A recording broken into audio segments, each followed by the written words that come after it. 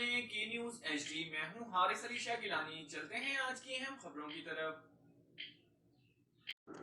رخ کریں گے دادو کا، جہاں سے رپورٹ کر رہے ہیں ہمارے نمائندے سید سفیر حسین نقوی۔ خیرپور ناتھن شاہ کے یونین کونسل تھلو میں 50 سال بعد گاؤں فضل محمد بھرگڑی کے لوگوں کو بوائز پرائمری اسکول کی عمارت تو ملی، لیکن 6 ماہ گزرنے کے باوجود اسکول کو فرنیچر نہ مل سکا، جس کی وجہ سے اسکول کے معصوم بچے فرش پر بیٹھ کر تعلیم حاصل کرنے پر مجبور ہیں۔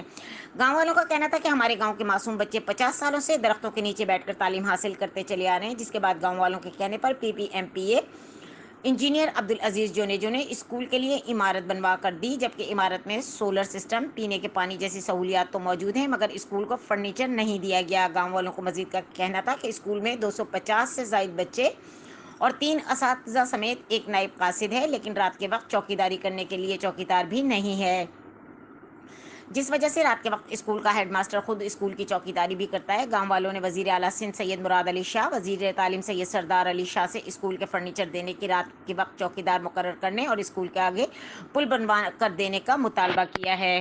مزید خبروں اور اپڈیٹس کے لیے ہمارے ساتھ رہیے گا، تب تک کے لیے اپنا خیال رکھیے گا۔ اللہ حافظ۔